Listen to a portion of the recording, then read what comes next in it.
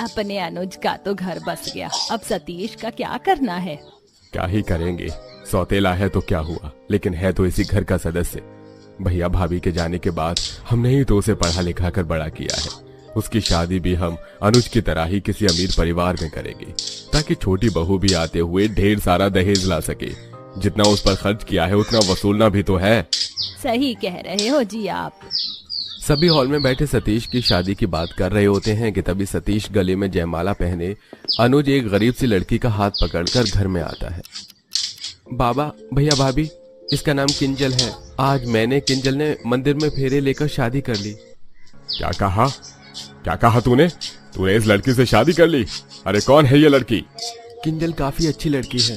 अपने छोटे भाई और माँ का ख्याल रखने के लिए किंजल सड़कों पर छोले चावल बेचने का काम करती है।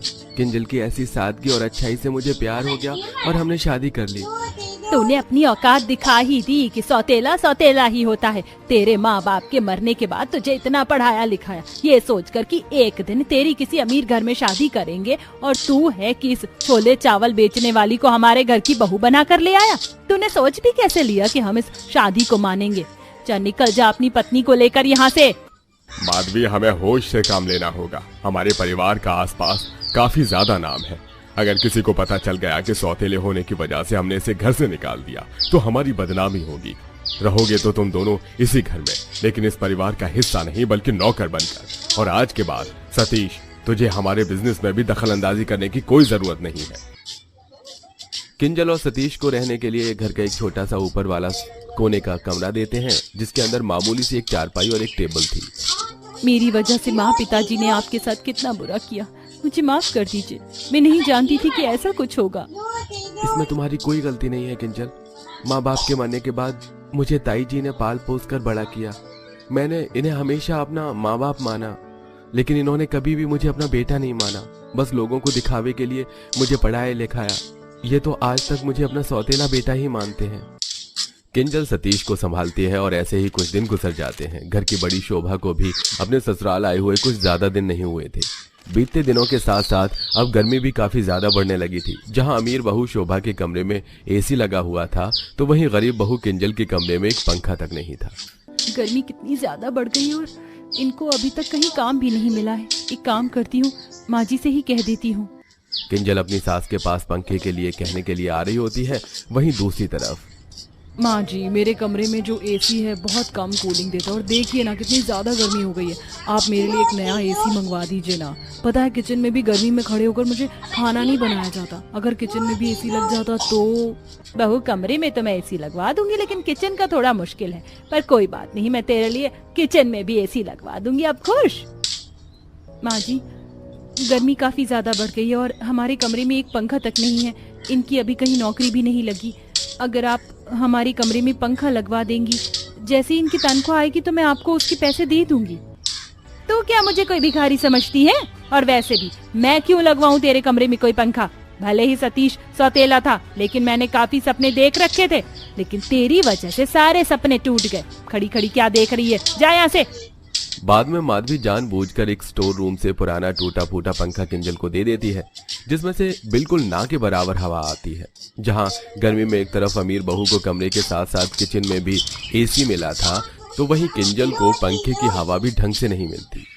अच्छा हुआ ये आते हुए ढेर सारे कच्चे आम ले आए थे। मैंने उनका आम पन्ना बना दिया। अब इसे ठंडा होने के लिए फ्रिज में रख देती हूँ। किंजल जैसे ही आम पन्ना फ्रिज में रखने के लिए जाती है कि तभी वहां शोभा आ जाती है और किंजल का हाथ पकड़ लेती है। तुम्हारी हिम्मत कैसे हुई मेरे ससुराल का फ्रिज इस्तेमाल करने की? ये फ्रिज हमारा है, इसका इस्तेमाल भी हम ही करेंगे। अच्छा हुआ माँ जी आप आ गई। देखिए आपकी गरीब बहू किस तरह हमारे घर का फ्रिज इस्तेमाल कर रही है। क्यों री, हमारे किचन में आकर हमारा फ्रिज इस्तेमाल करेगी? एक बात कान खोल कर सुन ले, ये फ्रिज सिर्फ हम लोग इस्तेमाल करेंगे। और हाँ, इस रसोई में भी आज के बाद कदम नहीं रखेगी। इसमें सिर्फ मेरी अमीर बहू ही खाना बनाएगी, ना कि तू गरीब, समझी? शोभा माधवी मिलकर किंजल को धक्के मारकर किचन से बाहर निकाल देते हैं, जिसके चलते मजबूरन किंजल को छत पर ईंट का चूल्हा बनाना पड़ता है और सुबह से शाम तक गर्मी में तपते हुए ईंट के चूल्हे पर खाना बनाना पड़ता है। शोभा बहू, आजकल तो कुछ ज्यादा ही गर्मी होने लगी है। ऐसी गर्मी में तो वाटर पार्क जाने का मन करता है। माँ जी, वाटर पार्क का पानी तो काफी गंदा होता है। क्यों वहाँ जाकर बीमार पड़ना। मैं तो कह रही हूँ कि हम बाहर से एक बड़ा सा प्लास्टिक पूल मंगवाते हैं और उसमें पानी भर देते हैं और घर में ही रोज पूल के मजे लेंगे। एक तरफ माधुरी अपने अमीर बहू शोभा के साथ घर में पूल के अंदर ठंडे पानी में मजे ले रही होती है, तो वहीं किंजल टंकी से आ रहे खौलते पानी में काम करती है। टंकी का पानी कितना ज्यादा गर्म हो रहा है। एक तरफ मेरी सास और जेठानी कितने मजे से इस गर्मी को एंजॉय कर रहे हैं और एक तरफ मैं हूँ। माँ जी ने तो हर चीज में बंटवारा करना शुरू कर दिया है। जहाँ अमीर बहू के लिए इतना अच्छा, वहीं गरीब बहू के लिए कुछ नहीं। माधवी दोनों बहुओं के लिए गर्मी में पहनने के लिए कुछ साड़ियाँ लेकर आती है। जहाँ अमीर बहू के लिए माधवी प्योर कॉटन की हल्की साड़ियाँ लेकर आती है, तो वहीं जानबूझकर गरीब बहू के लिए चुभने वाली साड़ी, जिसे पहनकर ये तो काफी ज्यादा चुभ रही है। अब इसे कैसे पहनूंगी, बहुत चुभन हो रही है इसके अंदर। साड़ी को बदलकर नॉर्मल साड़ी पहन लेती है। किंजल के कमरे में बड़े बड़े शीशे की खिड़कियां थीं, जिसके बंद करने के बावजूद भी कमरे में सीधी धूप आती थी। वहीं छत के नीचे कमरा होने की वजह से छत हमेशा तपती थी। माँ जी ने फ्रिज तक नहीं छोड़ा, उसमें भी बंटवारा कर दिया। वो तो अच्छा हुआ कि ये आते हुए मिट्टी के कुछ बर्तन और मटके ले आए थे, वरना हम जो भी खाना बनाते वो तो खराब हो जाता। गर्मी से किंजल की हालत खराब हो रही थी और आज किंजल घर के किसी भी काम को नहीं करती और अपने कमरे में आराम करती है। किंजल का पति उसकी देखभाल कर रहा होता है कि तभी शोभा और माधवी वहां आते हैं और किंजल को यूं आराम करता देख। घर का एक भी काम नहीं हुआ है और ये महारानी है कि यहाँ आराम कर रही हैं। माँ जी, गर्मी से मेरी हालत काफी ज्यादा खराब हो गई, बहुत बेचैनी भी हो रही है। सब जानती हूँ मैं, तुझे काम ना करना पड़े इसलिए तू ये सब कर रही है। शोभा और माधवी किंजल को काफी कुछ सुनाने लगते हैं और आज ये सब सतीश बिल्कुल भी बर्दाश्त नहीं कर पाता। अरे बस करिए आप दोनों, जितना बोलना था बोल लिया आप लोगों ने और बहुत सुन लिया हमने, लेकिन एक शब्द और नहीं। क्या समझते हैं आप लोग अपने आप को? माँ, आपने मुझे भले ही पढ़ाया लिखाया, लेकिन इसके पीछे भी सिर्फ आपका ही लालच छुपा हुआ था, ताकि मैं पढ़ लिखकर कंपनी में काम करूं और आपको पैसे ला कर दूं। अच्छा पढ़ा लिखा होगा तो रिश्ता भी उतना ही अच्छा मिलेगा और लड़की उतना ही अच्छा दहेज लेकर आएगी। अगर ऐसा ना होता तो आप लोग तो मुझे कब का अनाथ आश्रम में छोड़ देते। अगर मेरी पत्नी और मुझे इस घर में रहकर जिल्लत ही झेलनी है तो इससे अच्छा तो हम किसी झोपड़ी में रह लेंगे, कम से कम जिल्लत तो नहीं सहनी होगी। ये आप क्या कह रहे हैं? चुप हो जाइए। किंजल, बहुत हुआ, जब इस घर में रहकर भी खाने के लिए तरसना है, गर्मी से परेशान होना ही है। माँ ने तुम में और भाभी में इतना बंटवारा कर दिया है हर छोटी बड़ी चीज का। अगर भाभी को वो एक महंगी आइसक्रीम देती हैं तो तुम्हें 5 रुपए की कुल्फी, क्योंकि भाभी अमीर है और तुम गरीब हो। लेकिन अब मैं ये सब और बर्दाश्त नहीं करूंगा। सतीश किंजल का हाथ पकड़ता है और अपना सामान लेकर हमेशा हमेशा के लिए घर छोड़ देता है। वहीं माधवी को इस बात से जरा भी फर्क नहीं पड़ता। किंजल जब से घर से गई थी, घर के सारे काम माधवी को ही करने पड़ रहे थे और शोभा घर के किसी भी काम को हाथ नहीं लगाती थी। शोभा बहू, मैं तेरी सास हूँ, लेकिन फिर भी घर के सारे काम करती हूँ और एक तू है कि 24 घंटे बिस्तर पर पड़ी रहती है। जरा अपने हाथ चला लिया कर। माँ जी, मैं आपकी वो गरीब बेचारी बहू नहीं हूँ जो आपके इशारों पर सारे काम करूंगी। इतना ही घर के काम का शौक है तो नौकरानी को रख लीजिए, लेकिन मुझसे उम्मीद मत रखिए। शोभा माधवी को समय से उसकी दवाइयां तक नहीं देती है। वहीं जब किंजल घर में थी तो शोभा का काफी अच्छे से ध्यान रखती थी। उन सभी चीजों को याद करते हुए माधवी को आज अपनी गरीब बहू की काफी ज्यादा याद आती है।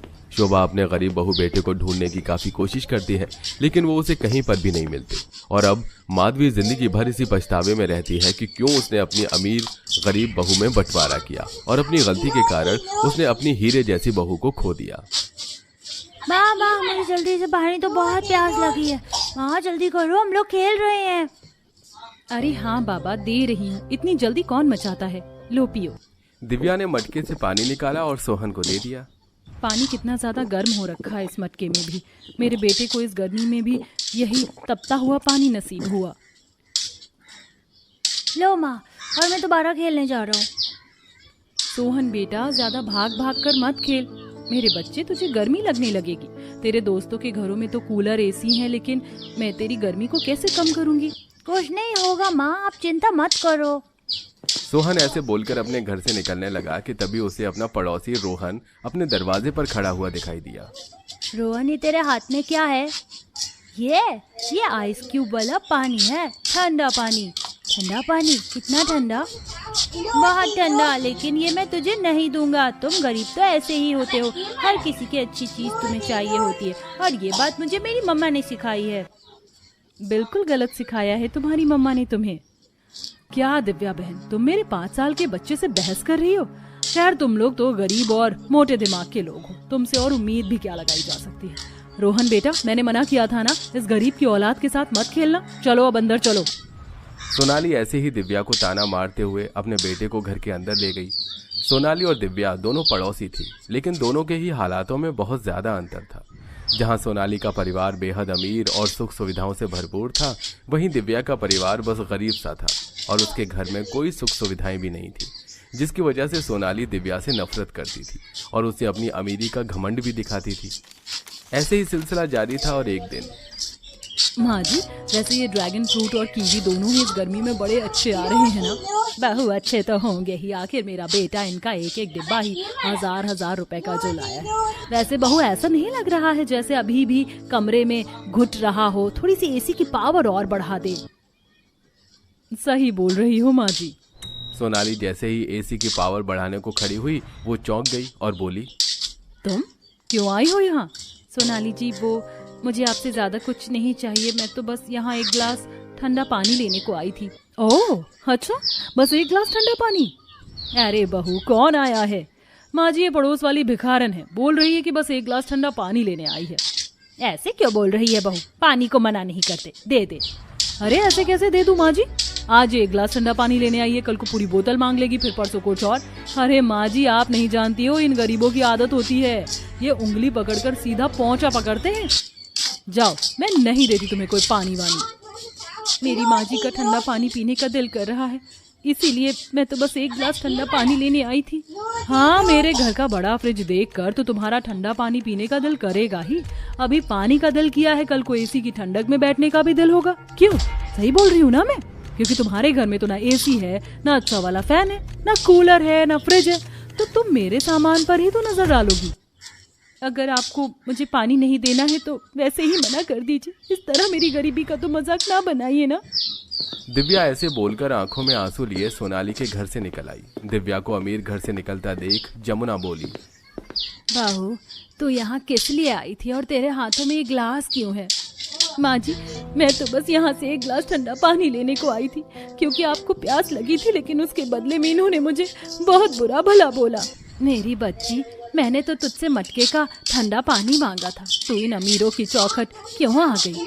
ये अमीर बस हम गरीबों को जलील करने के सिवा कोई दूसरा काम नहीं करते। चल तू घर चल। एक तरफ जमुना दिव्या को समझाकर घर में ले गई, तो वहीं दूसरी तरफ ज्वाला।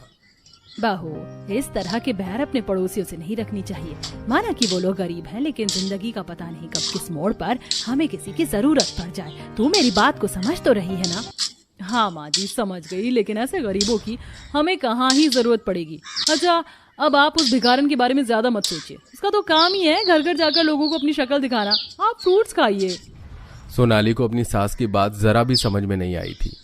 ऐसे एक दिन दिव्या अपने घर में बैठी हुई खाना बना रही थी कि उसके घर भड़कते हुए सोनाली आई। अरे ओ दिव्या, कहाँ छुपी बैठी हो? ये तमीज सिखाई तुमने अपने बच्चे को? क्या है, क्यों चिल्लाई जा रही हो? तुम्हारे बेटे ने मेरे बेटे के ऊपर कुएं का गंदा और खौलता हुआ पानी डाल दिया। अब बताओ, अगर मेरे बेटे को कुछ हो गया तो उसके इलाज के पैसे तुम दोगी? खौलता हुआ गंदा पानी? लेकिन सारा गांव कुएं का ही पानी इस्तेमाल करता है, तो उसमें गंदा क्या है? और बच्चे तो गर्मी में पानी वगैरह से खेलते ही हैं, इसमें इतना बुरा मानने की भी क्या बात है? अच्छा, तुम गरीब ही रहते हो कि कीचड़ और गंदगी में हम नहीं रहते। अपने बेटे को समझा दो, अगर फिर उसने ये हरकत की ना तो फिर मुझे अपनी ताकत दिखानी पड़ जाएगी। सोनाली ऐसे ही दिव्या को धमकाते हुए चली गई। सोनाली को अपनी अमीरी का बहुत ज्यादा घमंड था। ऐसे ही रात के वक्त, इस गर्मी में तो हम गरीबों को नींद भी लेना दूभर है। क्या हुआ गुमित जी, मच्छर ज्यादा लग रहे हैं क्या? हाँ दिव्या, गर्मी और मच्छर है कि चैन ही नहीं लगने दे रहे हैं। न जाने आज की रात कैसे कटेगी। दिव्या अपने घर वालों को आधी रात को हाथ से पंखा कर रही थी, लेकिन किसी को भी चैन नहीं था। गर्मी और मच्छरों के साथ उनकी रात गुजर रही थी। तो वहीं दूसरी तरफ रोहन तो सो गया है, अब यहाँ गुड नाइट ऑन करके चली जाती हूँ। सोनाली ने अपने बेटे को कमरे में सुलाया, जिसके बाद वो एसी ऑन करके मच्छर भगाने की मशीन ऑन करके वहां से चली गई। अब अपना स्किन केयर करके मैं भी सो जाऊंगी। सोनाली ऐसे बोलकर अपने कमरे के ड्रेसिंग टेबल पर बैठ गई, जहां आराम से ठंडक में उसने अपनी स्किन केयर की और फिर वो भी एसी चलाकर सो गई। दोनों पड़ोसियों में बेहद अंतर था। एक तरफ रात घड़ियां गिन गिन कर गुजरी, तो दूसरी तरफ रात कब गुजर गई किसी को पता ही नहीं चला। ऐसे ही सिलसिला जारी था, लेकिन अभी कुछ दिनों से एक बड़ा बदलाव आया हुआ था। सारे गांव की बिजली गुल थी। ऐसे में सोनाली के घर की भी कोई इलेक्ट्रिक चीज काम नहीं कर रही थी। हे भगवान, बत्ती आ भी जा। मेरा तो सारा पानी ही पसीने के साथ शरीर से निकल गया है। बहू, आज तो अनुज के बॉस घर आने वाले हैं। तू उनके लिए कहीं से भी ठंडे पानी का जुगाड़ कर देना, क्योंकि हम उन्हें सादा पानी नहीं पिला सकते हैं। माँ जी, मैं 3 बार ठंडे पानी की बोतल उनके लिए मंगवा चुकी हूँ। अब तो दुकानों पर भी ठंडा पानी नहीं बचा है। सोनाली अभी परेशान हो ही रही थी कि उसकी बातें पड़ोस से दिव्या ने सुन ली और वो उससे बोली, आपको ठंडा पानी चाहिए क्या? मेरे घर से ले जाना।